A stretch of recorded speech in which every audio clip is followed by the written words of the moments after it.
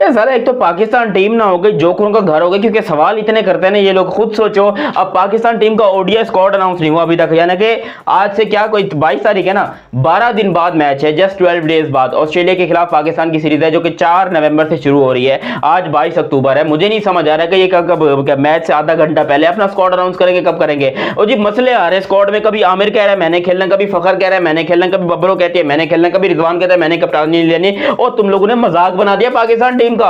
मैं अगर आपको डिटेल में बता दूं कि मसला क्या चल रहा है, और मसला छोटा मोटा नहीं बहुत बड़ा चल रहा है। अभी तक आप लोगों ने चैनल सब्सक्राइब नहीं किया तो सब्सक्राइब करो, और सब्सक्राइब करते ही बेल आइकन दबाओ। देखो हुआ कुछ यूं, सब्सक्राइब कर लिया ना, पहले कर लिया कि नहीं किया, सब्सक्राइब करना जरूरी है। हुआ कुछ यूं कि यहां पर पाकिस्तान का स्क्वाड नहीं मिल रहा, प्लेयर्स गुम हो गए, प्लेयर्स कहीं लाहौर के हीरा मंडी में मिल रहे हैं, कोई प्लेयर जो है वो कोठे पे मिल रहा है, कोई प्लेयर फैसलाबाद की गलियों में घूम रहा है, कोई प्लेयर मुल्तान की सड़कों पे घूम रहा है। मतलब पाकिस्तान को पता ही नहीं है कि हमारे पास कौन से प्लेयर्स हैं, कौन से अवेलेबल नहीं है। क्योंकि खुद सोचो, कभी ये फिटनेस का बहाना करके बाहर करते हैं, कभी ये कैप्टनसी का बहाना करके करते हैं, कभी ये प्लेयर्स को वैसे ही मजे मजे के लिए ड्रॉप कर देते हैं, कभी कोई प्लेयर अच्छा खेल रहा हो तो उसको वैसे ही ड्रॉप कर देते हैं। भाई तुम लोगों ने मजाक बनाया पाकिस्तान टीम का। अभी सिंपल सा एक स्क्वाड अनाउंस करना है, करो, जाओ, जान छुड़ाओ, जिसको खिलाना है खिलाओ, हारना तो तुमने वैसे ही है। तुम कौन सा यहाँ पर मोहम्मद इमरान खान को जो है, वो इमरान खान जो पाकिस्तान के कप्तान थे 1992 में, उसको वापस लेकर आओगे, या तुमने कौन सा शाहिद अफरीदी को वापस लाना है, या वसीम वकार को वापस लाना है। तुम्हारे पास वही घिसे पीटे प्लेयर्स हैं जिनको तुमने यूज करना है, जाओ यूज करो। ऑस्ट्रेलिया में हारना है हमने वैसे ही।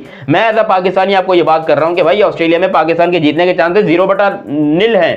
मैं कुछ और बोलना चाह रहा था लेकिन आप लोग समझ गए होंगे कि मैं क्या कहना चाह रहा हूं। तो यहां पर पाकिस्तान के चांसेस जो हैं वो इतने ही हैं जितने आप कह लो कि पाकिस्तान के सुधरने के चांसेस है, जो कि कभी होगा नहीं। तो पाकिस्तान ऑस्ट्रेलिया में कभी जीतेगा नहीं, लेकिन जो स्क्वाड अनाउंस करना है भाई वो तो करो। अब मोहम्मद आमिर का एक ट्वीट आया जिसके अंदर मोहम्मद आमिर कहते हैं कि I am fully fit and I am available for Pakistan ODI team.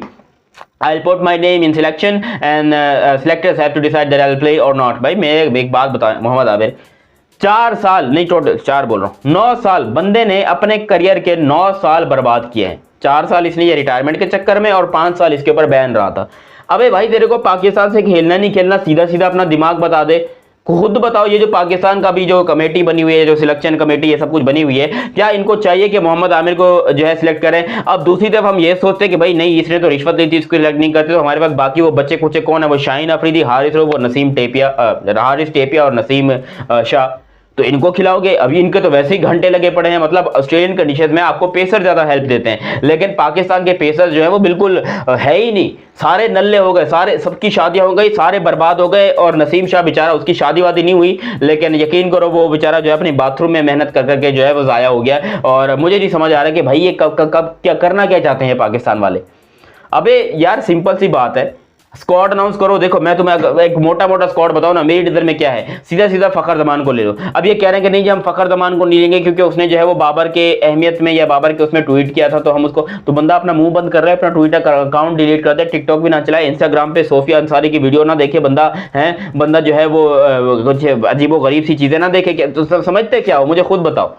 अबे भाई यकीन करो, कभी कभी बंदा इंसान है, इंस्टाग्राम खोल लिया, फेसबुक का अकाउंट बना लिया, ट्विटर बना लिया, उर्फी जावेद को फॉलो कर लिया, मतलब ऐसा होता है, कोई मसला नहीं है इसके अंदर। फखर की क्या गलती है, इंसान है यार वो भी, उसको करना है, उसने ट्वीट कर लिया तो ठीक है कर लिया। आप कहते हैं जी फखर माफीनामा में दर्ज कराए, ये कराए वो कराए। मैं कह रहा हूं तुम्हारी मौसी का रिश्ता लेके कि भाई उसको शामिल नहीं करना। याद है 2023 के अंदर न्यूजीलैंड वाला मैच कैसे फंसा हुआ था, और वो फखर ने हमको निकाल के दिया था, और ऑस्ट्रेलियन कंडीशन जो फखर को सूट करती है, तो वो फखर को बाहर निकालने की बात ये आई कहां से, और कौन सा वो भेजा है जो कि कह रहा है कि नहीं जी फखर जमान को हमने नहीं खिलाना, हमने उनके जगह किसी और को आजमाना। किसको लेके जाओगे फखर की जगह? इमामुल हक को लेके जाओगे, साइम अयूब को लेके जाओगे, अब्दुल्ला शफीक को लेके जाओगे? क्योंकि सब के सब घंटे हैं, किसी की कोई परफॉर्मेंस नहीं है, सब के सब टुल्ले हैं, चल गए तो चांद तक, नहीं तो शाम तक, यही हाल है सबका। ये चाइना का माल है, मतलब माल तो मतलब इंडिया का है, क्योंकि ऑफिशियली अगर देखोगे तो वहीं से हम जो है वो इंपोर्ट एक्सपोर्ट हुए हैं इंडिया वालों से 1947 में। लेकिन भाई ये जो माल है ना, ये इसके अंदर मिलावट है, इसके अंदर हमने चाइना के साथ दोस्ती करके हमने चाइनीज मिलावट कर ली है, तो हमारा माल जो है वो नहीं चलता, हमारा माल जंग खा गया। दुनिया का माल कितने कितने सालों तक चलता है, हमारे माल का बिल्कुल ही बेड़ा गर्क हुआ पड़ा है। मतलब कोई खिलाड़ी नहीं है हमारे पास, कोई हमारे पास ऐसे टैलेंटेड बॉलर नहीं है, बैट्समैन नहीं है। अब फखर जमान को आप लोग रखने की नहीं चाहते हो, बाकी पता नहीं कौन से आपके पास बड़े हुए हैं। और वो मैंने सुना कि बबरो भी वापसी आ रही है। यार जिसको रखना है उसको नहीं रख रहे, जिसको नहीं रखना उसको रखना चाहते हैं। देखो बाबर आजम अगर जाएगा ऑस्ट्रेलिया में, क्या उखाड़ेगा? उल्टा उसको ऑस्ट्रेलिया में और ज्यादा बेइज्जत करवाओगे। अगर तुम लोग शामिल करते हो बाबर आजम को, मैं आपको ये बात गारंटेड कह सकता हूं कि भाई वो ऑस्ट्रेलिया के अंदर और ज्यादा जाया हो जाएगा। मतलब और एक्सपोज हो जाएगा। उसके वनडे में रन नहीं आएंगे तो T20 में रन नहीं आएंगे, बेचारे को आगे तुम क्या दोगे। अभी मैं तो कहता हूं कि बबरों को रेस्ट करवाओ, बबरों को नहीं खिलाओ, उसको तुम सीधा सीधा जिम्बाब्वे वाली सीरीज जो कि 26 नवंबर से आई थिंक शुरू हो रही है, नहीं एक्चुअली 22 नवंबर से शुरू हो रही है, 24 नवंबर से, I don't know, मुझे नहीं पता, लेकिन जो भी हो उसको तुम सीधा सीधा जिम्बाब्वे की सीरीज खिलाओ ताकि उसके अंदर रन स्कोर करे, इसका कोई कॉन्फिडेंस निकल के आए जिम्बाब्वे का, बाबर आजम का।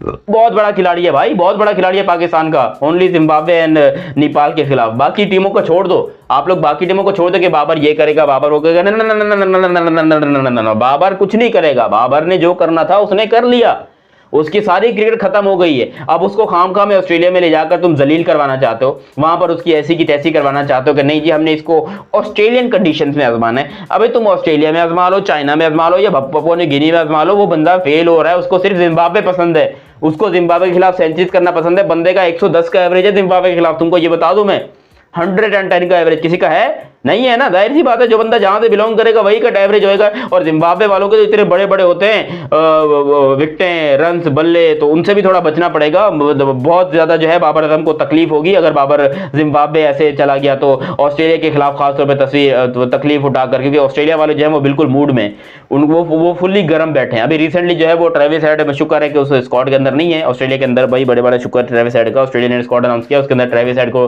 अरेस्ट करवाया गया। बड़ी मेहरबानी है, जो ऑस्ट्रेलिया वालों की दया है हमारे ऊपर, उनका रहम है हमारे ऊपर, उनका करम है कि भाई चलो शुक्र है कि चलो बच्चे आएंगे उनको डराएंगे नहीं ट्रेविस हेड दिखाकर, और ये मैं शुक्रिया अदा करना चाहूंगा। बाकी अगर हमारी टीम में बाबर आजम नहीं होगा तो मुझे नहीं लगता कि कोई खास फर्क पड़ने वाला है उसके होने से या ना होने से, क्योंकि अगर वो होगा भी तो उल्टा 3-4 बॉलें या 8-10 बॉलें जो उसने खेलनी पिच के ऊपर वो जाया करके चला जाएगा।